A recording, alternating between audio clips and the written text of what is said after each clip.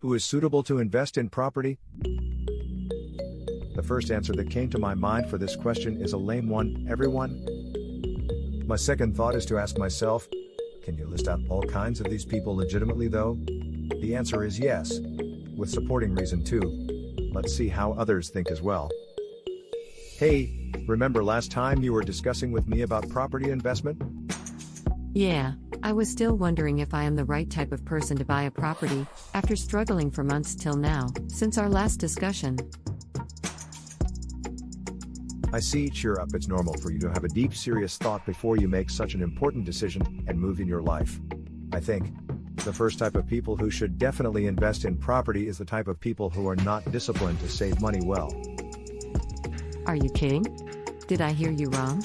When I cannot save money well, how could I be able to invest in property? The main issue here is you can gain well, but it doesn't mean you can save well. Think of your shopping habit. How many times that you have buy things that you don't really need? Buying the stuffs just because of an impulsive desire? And those stuffs just sit at the corner of your home or office, which were seldom used or you even hardly remember you have bought them. Does that sound familiar to you? And probably most of your friends around are doing the same too? Correct. Our jobs pay us not bad, just that we were never aware of how we have spent our money. And all money seems simply disappeared at the end of each month. Right. How about if you know you have no more cash to spend on those unnecessary shopping?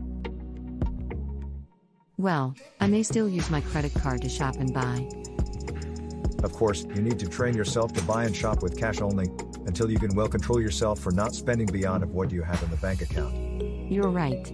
If I knew I have not much money left in my bank account, I won't spend like crazy anymore. Great.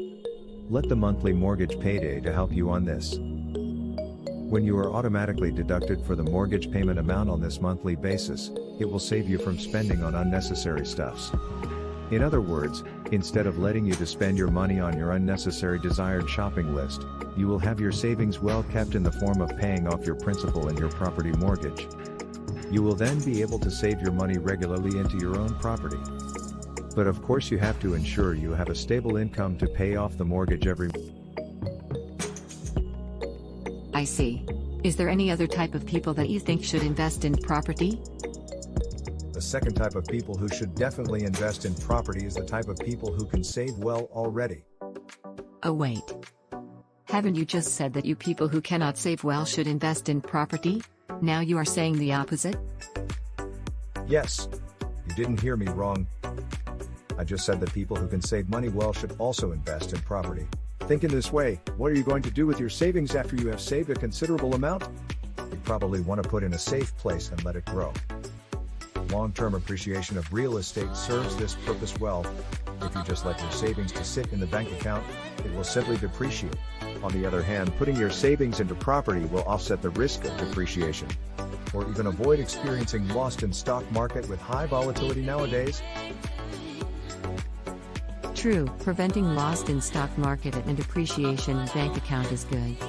In fact, property seems appreciating in long term to fight against inflation too.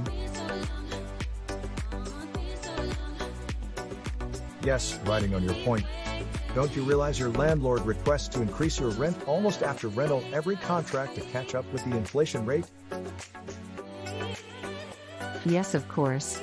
I found that. Even though I do not agree and want to find another place to rent for, I would ending up paying more rent than several years before. Like your current situation, you are renting a place from your landlord. The monthly rent you are paying is usually about the same amount of mortgage repayment. The only thing you need is the amount of deposit, then you can buy a home, live in it and sit back to enjoy its appreciation and value along with time. Therefore, the third type of people who should consider to buy a real estate is the type of people who are renting for a place to live anyways. Well, that means I would have to work for another 30 years to pay off all my mortgage, such that I can own the property before I can retire. That's sad, it would be such a long, tiring process. No, I was just going to tell you a good news, that the fourth type of people who should invest in property is people who want to go FIRE. Do you know what's FIRE? FIRE means financial independence and retire early. If you want to go FIRE, Start invest in property to save your rent, and buy a second, third and fourth flat to build up passive rental income. The net income, i.e. rent minus mortgage repayment, usually grows with time. When the net incomes from several of your investment properties become comparable to your salary, it's your time to go fire. That sounds too good to be true. I must start saving for the first deposit, and start to build up my property investments as soon as possible. But, would it take long for me to go for the second or third buying afterwards? Nah, don't worry, as you can leverage your profit-making power. Can you elaborate a bit more on how this works? If we can make profit faster, it means I can accumulate the profit as the deposits for my second and future property investment. Can't wait to join this fast lane now. And you're digesting this leverage idea quite well now. To put it simple, a special feature of property investment is its leverage power. For example, you can buy a $1 million property when you only have $0.2 million on hand for deposit, and you can get the rest of $0.8 million from your mortgage with your job or income. When the property price rises to, say, $1.5 million, you would have gained $0.5 million from your $0.2 million, 250% growth achieved.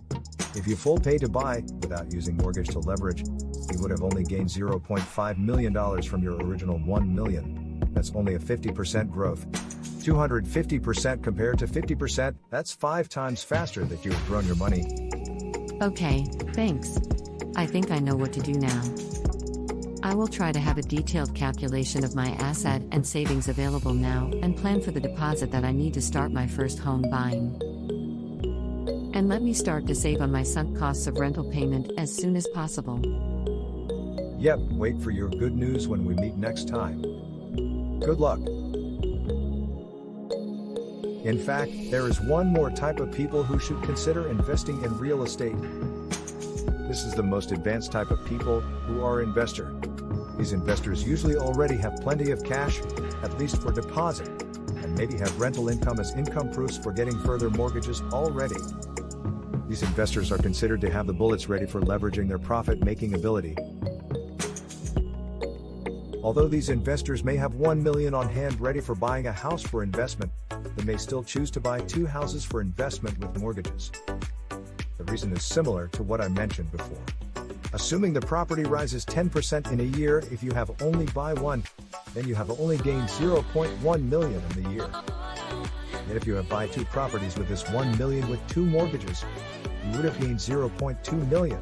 Again, this profit gaining speed is double, if you knew how to use your money on hand appropriately. However, one point that I have to warn you is about the risk-taking level that you can bear. If you use the second option to buy with mortgage, you must ensure you can repay the monthly mortgage repayment amount on time. We will have another video that goes into details about evaluating the risk of mortgage and how to strike a balance between getting a mortgage or not for investment properties. Thanks for watching. If you like my video, please subscribe, like, share and comment. I'd be happy to answer any questions you might have.